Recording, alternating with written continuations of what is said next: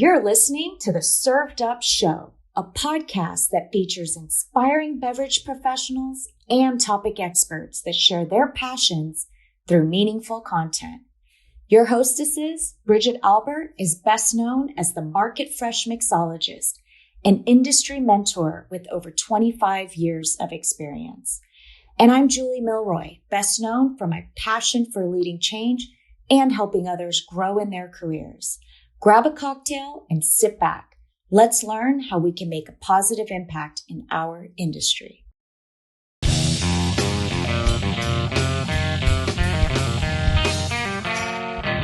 Hey y'all, it's Bridget here.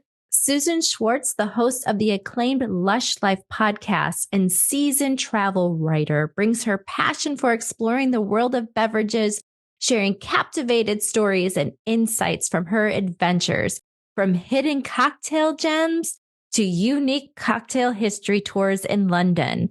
So sit back, relax, grab yourself your favorite classic cocktail, and enjoy the show. Susan, welcome to Served Up. I am so excited to have you on the show today. Well, I'm thrilled to be here and honored. So thank you for having me. Wonderful. Can you tell our listeners a bit about yourself, your background, and all things Lush Life? Oh boy, there's a lot to tell. I've lived a long life and done many things, but I will focus on the cocktail bit. Well, I grew up in the U.S., a Philadelphian by nature, by birth, should I say. And, but I live in London, and I've lived in London for about 20 years. And, I came upon the cocktail world when I was a travel journalist. I guess I'll start there. And I was on a press trip. So for your listeners, a press trip is, journalists are invited to experience different places. And I was invited to Southern Italy, and they fed me so much. I always say that one meal kicked off everything. They fed me so much. I had one of the best lunches I have ever had in my life. And 2 hours later, after it finished, they said, "Oh, we're going to dinner now." And I said, "Okay, I am not a robot. There's no way I can eat. I've just had like a 4-hour lunch, and it was fabulous." So we were going to a lemon themed restaurant, and they made their own limoncello. It was on the Isle of Capri. And I thought, well, I can't eat anything, but I can always drink. So I said, "I'll have some of your limoncello." From that, and it was very, very good. From that, we were staying, I had to write about a beautiful hotel. So we went to the bar of the hotel, and I started talking to the bartender, and he had such a great story. And I had just started listening to podcasts a lot, to This American Life and some other ones. And, I was like, oh, I wonder if there are any podcasts of, interviews with bartenders. And although there were a few out there, early on, and this was, 2015, there wasn't one that really told the stories that I wanted to hear. There were some business to business ones. And I think there probably were some consumer. I just thought, oh, it would be fun to go around interviewing bartenders. So I bought this little mic that I attached to my iPhone, and I went back to the PRs of the hotels, and we're like, "Oh, could I interview your bartender for a podcast?" And they're like, "Sure. We don't really know what that is, but go crazy." So that's kind of where I started. And it was kind of an offshoot of my my travel blog, because I had a travel blog, which still exists, and sometimes I write for it, called Best Bits Worldwide. So I called it Best Sips Worldwide. And then after doing it for a few years, not even, I was like, it really needs its own home. And so that's when I started writing specifically about cocktails on alushlifemanual.com. And then I renamed it to be Lush Life Podcast. A Lush Life Manual was something that my boyfriend always said my travel blog was. He's like, "That's like a Lush Life Manual." And I just thought that was so perfect because of the play on lush, being someone who drinks a little and luxurious. So that's kind of how I started. That's the long story of how it all started. That's really incredible. And how fun. Like, what do you enjoy most about the beverage community and the beverage world that you've discovered? Oh, gosh. I have been in a bunch of different industries. So I was an actor. I worked in charity. I did a lot of things before writing. And I have never worked with such an not only inclusive, but generous and supportive community in my life. Obviously there's healthy competition, but I've never worked with people who want you to do so well and are so eager to introduce you. I mean, when I was starting, I didn't, I loved to go to cocktail bars. That was one of the things that I loved. I loved cocktails, but I didn't really know anyone in the industry. And when I said that I, talked to the first few, I was really lucky with my first few interviews. Alessandro Palazzi, who is a star, Benoit Provo at the Stafford Hotel, who's a star, someone who had won the Diageo World Class, Andy Mill was my first. And each one of them was like, oh, let me introduce you to this other person. Oh, you should interview this other person. And so from there, it was like a rolling ball of people. I never, expected that. And it was just, everyone really, as I said, everyone is really, really supportive. I see bartending supporting other bartenders and bars helping other bars. And, everyone wants everyone to succeed. And I guess, it is hospitality, but I feel that not only are they good to guests, but they're good to each other as well. I love that. I don't know if you find that as well. I do. I mean, there's such friendship that is there, and just this really common drive to make an environment that is welcoming, right? Mm-hmm. And memorable, and being so thoughtful to your guests that sometimes wind up being your friends. So, there's nothing more human to human than the profession of bartending, truly, because 9 times out of 10, they do have your best interest at heart. Yeah, 100%. Now, as a guest, I always say that you go to a restaurant because you're hungry, but you don't go to a bar because you're thirsty. You go for all those other things, the feeling welcome, obviously the drinks, because the drinks are good and that's a great benefit. But, you can go alone and that will be someone to take care of you. You can be alone in a hotel and no one in a city, and go to one of the, the great bars, and they'll take care of you. And I love that. I love it about it. And that's what's kept me kind of in the game for so long. I just I say once you go drinks, actually, I didn't say it. So, a PR for drinks said, once you do drinks PR, you can never do anything else, because it's such a great world out there. I love that. That's really fun. We need to put that on a t-shirt. Once you go drinks, you never go back. That's right. I would wear it. Yeah. Let's talk about some of the guests that you've had on your podcast and some of the more surprising things that you've learned. Can you share some of your stories?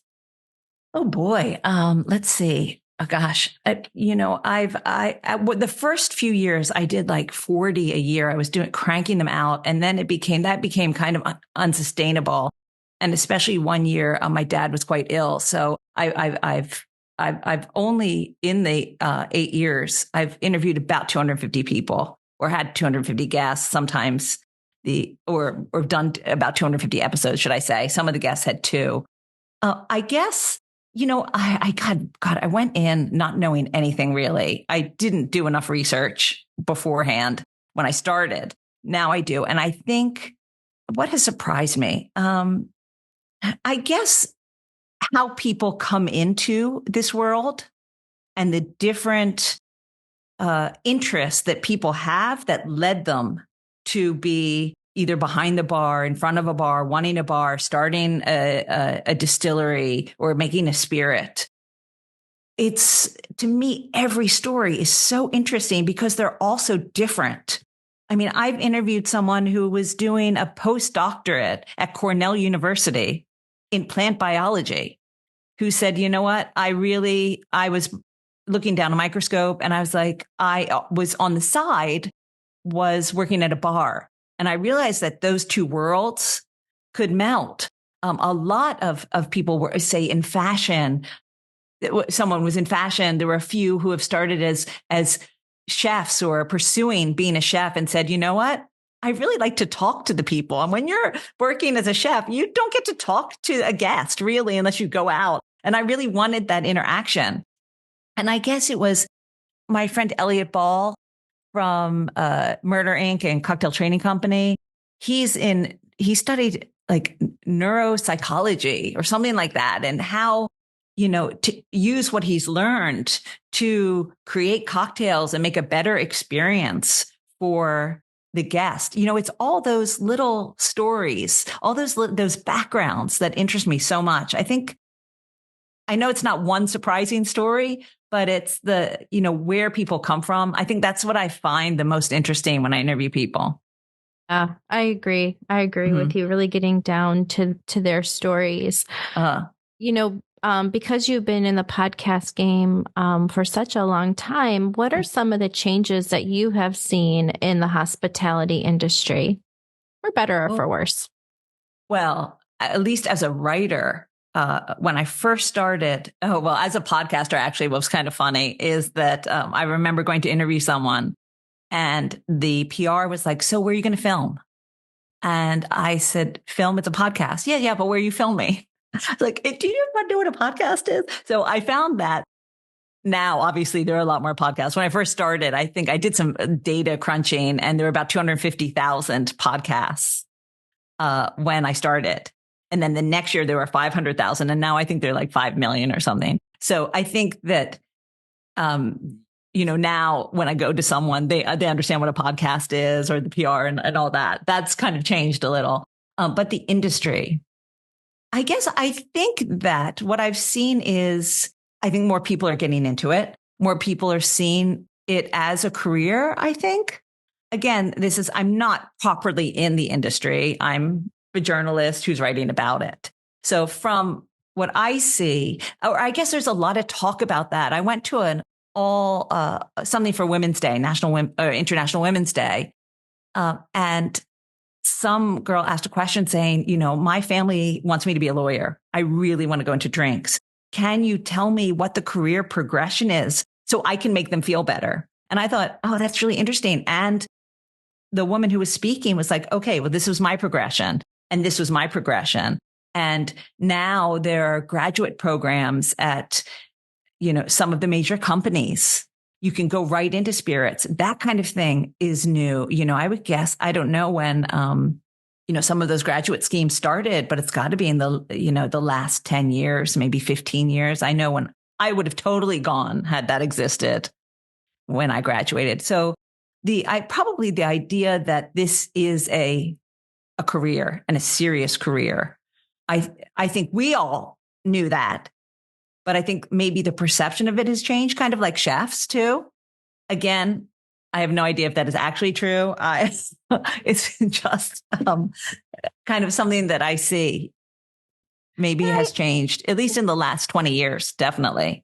Yeah, I agree with you. I think that the perception of working behind a bar is truly a career. It's not just a pit stop on the way to something else.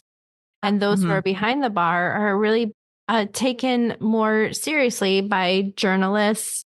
And the opportunities are, of course, have expanded substantially in the past decade and longer. I mean, there was a time when we didn't have like brand ambassadors, these cool Netflix shows like Drink Masters that are really putting that talent and the skills of these folks in the spotlight.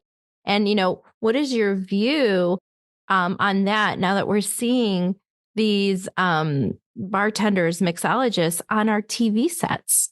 I think it is so exciting because, a lot of them, of course, have become our friends or part of my Lush Life community. I call them Lush Lifers. I always say, I may not be part of your family, but you're part of my family now. Oh my God, it's so incredible. I'm so excited. It's thrilling. I once had a boss who said, I love success. It doesn't matter what form it takes. And I feel that. I love, rightly so, they should get this credit. They've worked damn hard. And so I think it's really, really exciting. I think it's a great time to be in drinks. Yeah, I agree with you. And then, something else that you're doing, which I find is totally interesting and really something I hope to get to participate in on my next trip to London, is your cocktail tours. Can you talk about how that came to be and why the London cocktail scene is so significant to the beverage culture?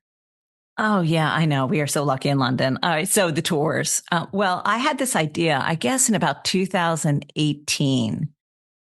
I wanted to do something in addition to my blog and podcast. I actually don't remember when there was no aha moment. Oh, I've got to do these tours. It just seemed like a natural progression because I knew that when I think I went somewhere and I was like, I wish I could go to all these bars in one night, but it's not possible. And I thought, how can I make that possible for someone? So I started in 2019. I had the idea and I started them right at the end of 2019. And I do remember. So obviously then the global pandemic happened and I think it was like March 11th, 2020, I gave my last tour before we were locked down. And then they were called Lush Life Cocktail Tours then. And I had bought the URL London Cocktail Tours as well. And they always were at the number one on Google. I'm not sure if they are now, but, and I had a little banner first saying, obviously we're not doing them because of COVID. And then after COVID, I said, we're doing them. If you have interest, please just email me. And really there was no interest or people weren't traveling. So I shouldn't say that there's no interest. Really, people weren't traveling. And then last summer, it was like a barrage of interest. I got emails twice a week, once a week, all throughout the beginning summer 2023. And some people who had bought tickets for May 2020 that I had to refund. I was like, darn, I'm going to have to refund this. And they can't come on the tour. They came back to me 3 years later and said, we are going to be in London and we still want to take your tours. We don't know if you remember, but I was like, of course I remember. So I used them as a jumping off point. And I said, look, you guys are going to be my first since lockdown. Sadly, and tragically, really, so I worked with 4 bars. 2 of the bars couldn't do it. And one of the bars had closed permanently. And that bar was Milk and Honey. And it had closed in July 2020, which broke my heart. I was lucky enough to be there because I had done the tours there. And so they invited me to come to the last night. So I really had to restart them. One bar said, yes, fine. We'd love you to do them again. So I had to find new bars and they knew it was the first tour. And they were like, I said, I want you to tell me what you think. And, and they said, this was great. They loved it. And it was kind of like, okay, I got it. And so I did it. I've done a few ones. I changed the name to London Cocktail Tours and I do them in Soho because it's walkable. And I'll tell you another reason in a sec. But so I've got a little circle and we walk around Soho and I officially launched them on National Cocktail Day, March 24th of this year. And I've gotten a little bit of traction. A few influencers have written about it. And I was in a Scandinavian newspaper as well, and Swedish newspaper. So that's really exciting considering technically I just really started them again.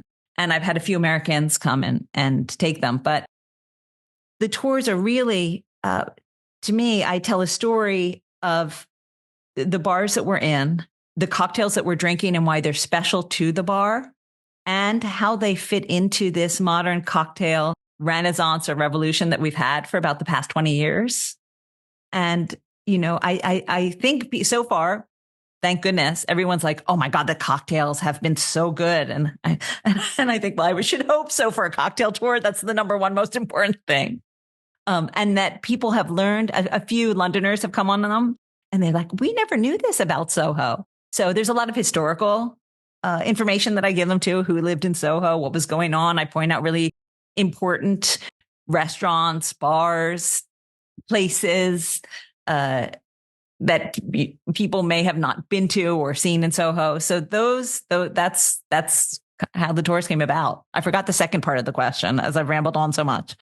Oh, no, I think that you hit everything. I just wanted to learn how did they come to be? And then I guess the other part of it, yes, was why is London so relevant to the cocktail culture as a whole? Well, I think a little bit of it has to do with, a lot of it has to do with Milk and Honey, which closed because it started in New York. And it was really, as Robert Simonson, who writes, the drinks writer for the New York Times, said, it was the first modern speakeasy.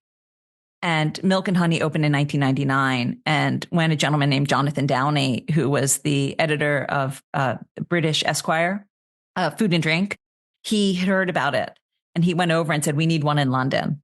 So in 2002, it opened in London as well. And I think now you can read a whole book that Robert Simonson wrote about kind of this evolution of the modern cocktail culture. And that for some reason, the world's like the world collided, or the moon, the stars aligned for interest in cocktail drinking again at the turn of the last century. At that time, before we had Brexit, all Europeans could work in London. So it's a magnet. It was a magnet. I think it still is a magnet for, was a magnet for all of Europe then. And so people from Italy, all these different European countries came to London because it was easy to work, to not only learn English, but to, build something in London, and careers in London. And a lot of those were in hospitality. Mm-hmm. So we made out really well with that. So many Italians, so many French, and, all over Europe came into the city and created this incredible melting pot of different experiences and influences and food, and, which made London such a great city to live in, and what it is now, a food haven. And I think the drinks culture, grew out of that melting pot. And so we're super lucky to have that. Yeah, I know. I agree. On your travels, even as a travel writer, did you have any surprises on places that you visited that had maybe an extraordinary cocktail culture, or that you discovered cocktails using unique flavors?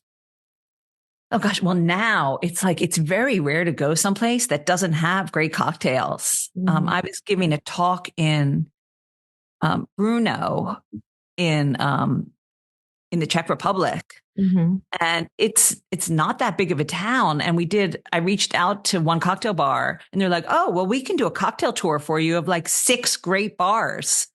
And this is a tiny town. I mean, I was like, I am so proud. It's a gorgeous town, by the way. But so that was really surprising. I was just expecting to go to 1 or 2.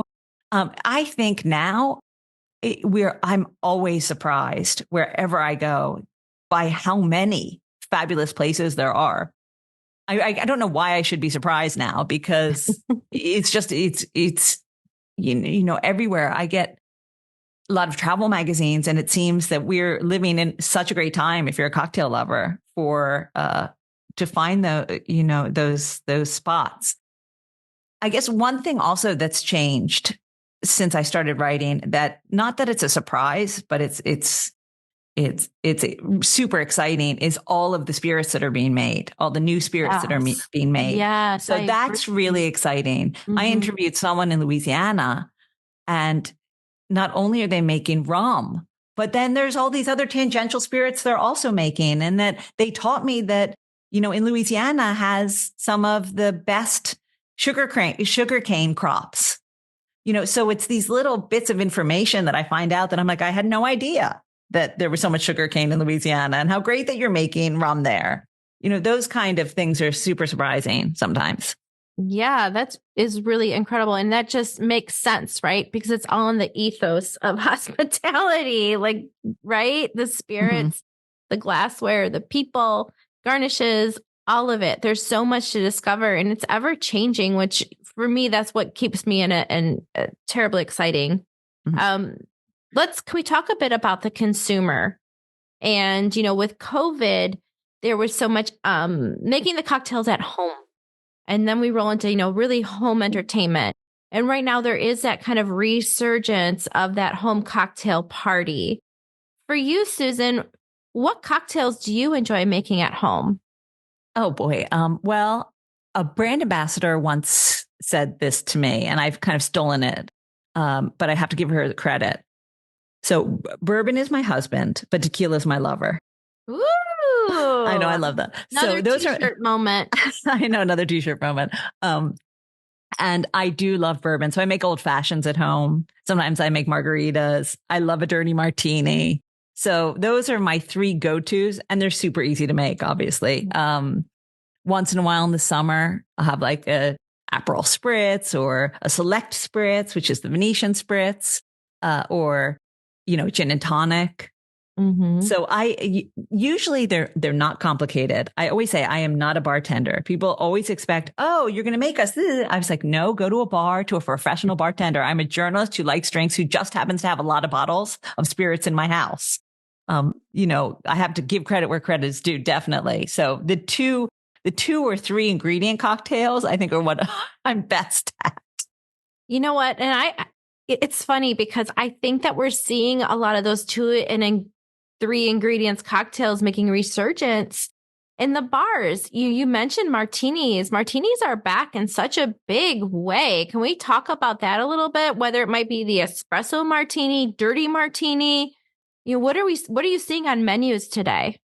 Definitely. Well, yeah, people get super specific. I know I was just in Florence, and there is a bar called Giocosa, which it reopened. It was unfortunately, it was shut down.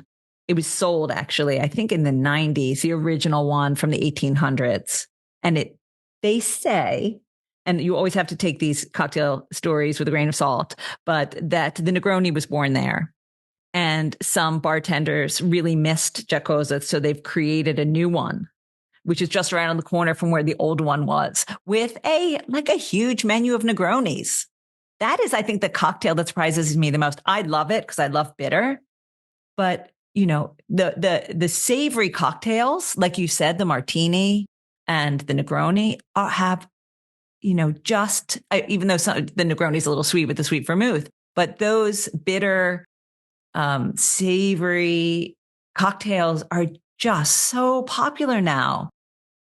Which is great because they're the ones I love. So, it used to be that all the sweet ones, the fuzzy navels, and there's nothing wrong. I am not a drink snob. I will drink, anything. But those were, when I was in my 20s and 30s, it was like Cosmo and fuzzy navels and things like that, really super sweet. And now I think, I guess, not that we've grown up, but our tastes have changed to be a little bit more savory. Yeah, I am with you there. My first drink I ever had was a slow, comfortable screw. So there you go. I was a big Kahlua and cream girl after when I was 21, should I say? Mm-hmm. After I was 21, I had a dad who used to buy me jugs of Kahlua. Yeah. Things have changed, but there is a resurgence right now of 90s cocktails. That's why I mentioned the espresso martini, because it's having its moment. Oh my goodness, is it having its moment? Do you see everywhere? It's everywhere. And with that, I'm really hoping that the Cosmo comes back. And even, I hate to say it, but I'm going to say it, the beloved apple martini. I'm really hoping fun. I want to see a lot of fun on the menus. Oh gosh, you've just reminded me. Let's see if I can remember. Someone makes an apple martini and it's sustainable and it sounded so good. Oh gosh, I don't remember. I was at a sustainability summit at Paradiso, which was the #1 bar in the world a few years ago. They, the past 3 years, have done a sustainability summit. And someone was talking to me about this apple martini they make that sounded so good. And it was all because apple growing is so sustainable. And it's definitely coming back because I've heard someone talking about it recently. So that is coming back. I have seen twists on Cosmos, definitely. And espresso martini. Actually, if you take the London cocktail tour, there's a little bit about espresso martini, and you will have one that so far everyone who has taken the tour said it's the best espresso martini they've ever had. And we talk about the history of it. That's a good teaser. Will you do a lightning round with me, Susan? Oh gosh, sure. Okay, you ready? All right. Tequila or bourbon? Oh no, that's not fair. Oh gosh, if I have to choose, it's probably bourbon.